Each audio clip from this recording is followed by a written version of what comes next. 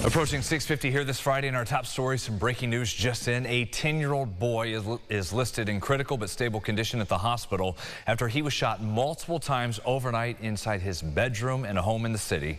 RPD got the calls for help just before 3 a.m. at a property on Smith Street. Officers did find that victim immediately, gave him first aid before transferring him for more care. Police determined someone outside the home shot up the house as the victim was there inside with his mother and siblings. No arrests have been made. For decades, Sue Ann Cross has known where the man who raped and murdered her daughter would wake up and go to sleep. Next week, they could learn that may all change when Gregory Flint has his parole hearing. Cross tells News 8 she wants everyone in New York and beyond to know how dangerous it could be to set Flint free.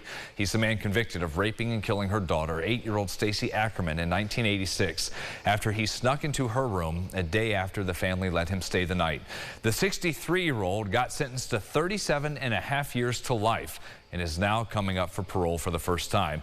Before the board hears the case next week, Cross warns he's still a predator. It's never going to go away for me.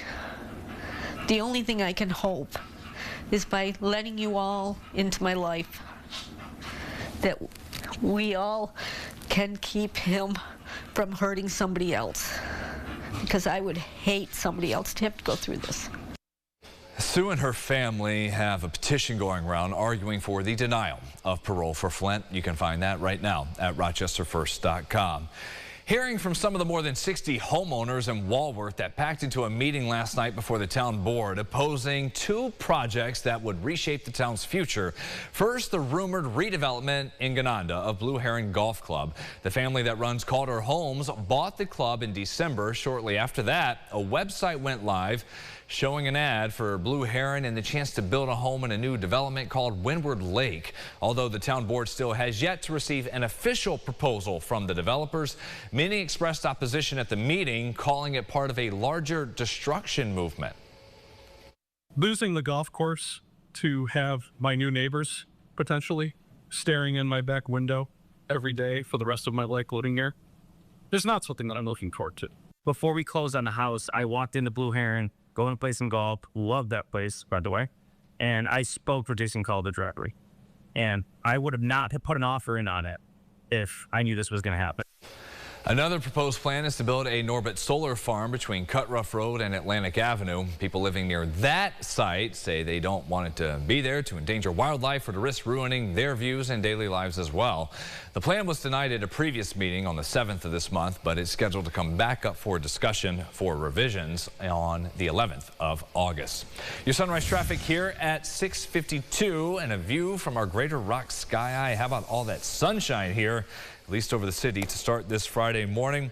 Do have one issue just reported on the thruway, so 90 going eastbound at exit 44. That is the split to Canandaigua. Closer to the metro, we can tell you 390 in and out of Henrietta is looking good, and the Bay Bridge 104 passing to Webster, everything at speed.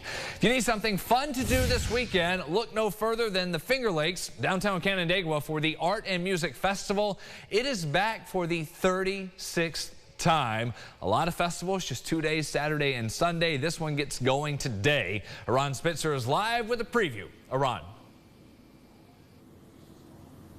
Yeah, Brennan, we talked art, we talked food, we talked music. Now let's talk business. We're here with Rachel Pasquarelli, a local florist. Why is it so important for local businesses to participate in the festival? I think just to get so many people down into the downtown area and like coming to the businesses, seeing all of the cute stuff, it really, you know, the business district really needs like people to come and shop and just to interact with all of the business owners. So it makes it feel more vibrant and just alive, and it's really exciting. Yeah, and you know, why is it important for people to support small businesses?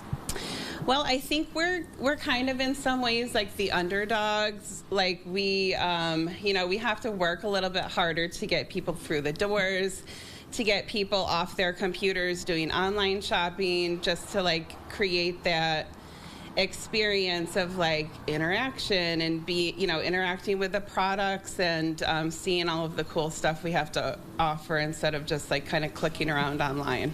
Yeah, so tell us about some of this cool, beautiful stuff you have in the store. So my business has been around since 2004. We have florals, plants, really cute gift items, tea towels, different like greeting cards, felt flowers, felt birdhouses, all sorts of really fun, whimsical stuff, fun, whimsical gift items, but lots and lots of plants and flowers. Lots and lots of plants and very, very beautiful flowers. As you know, Brennan, I always shop when I do these shots because I can. I'm here, and Rachel is giving me the opportunity, so might as well. For now, tossing it back to you. It's just you have to choose, well, what are you actually going to have? Aron, thank you. That's in Canandaigua. Got Pride and Rock tomorrow. The Pride Parade and Festival going back to South Avenue and Highland Park. A day full of joy, celebration, and community. This gets going at 11. The parade at the intersection of South Avenue and Science Parkway, and then it will go all the way down to the park. Guests can have an experience of live music, the games, the drinks, food trucks, vendors. The parade is free, of course. General admission to the festival, $5. Kids get in, no charge. And that festival will wrap up around 6 or so. We'll get that done before rain showers late tomorrow? Yeah? Yeah, late. Okay, way after. perfect. Should be after the evening.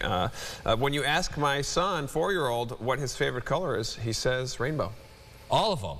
Got that. Right. Yes. You can't get him done. He's like, just pick one. He's like, red, blue, yellow. He just lists them all. Every single one of them. And then when they paint, all the colors into one. Yes, exactly. So if we're doing maybe some rainbow coloring this afternoon, do it outside. Eat outside. Just be outside in any way. Yes, protect your skin. The UV's up there.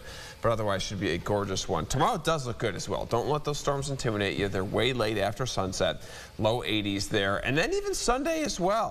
Hopefully we can kick those showers out by 8 or 9 a.m. And then the afternoon looks good. So the next really 4 or 5 days, we're in great shape. And then womp womp. Back to the heat, Brendan. Yeah. We'll get to that eventually. That's right. Coming up in a few hours, our podcast, Second Cup of Sunrise. There with James, 9 o'clock on the Rochester First streaming app as we get ready for the weekend. See ya.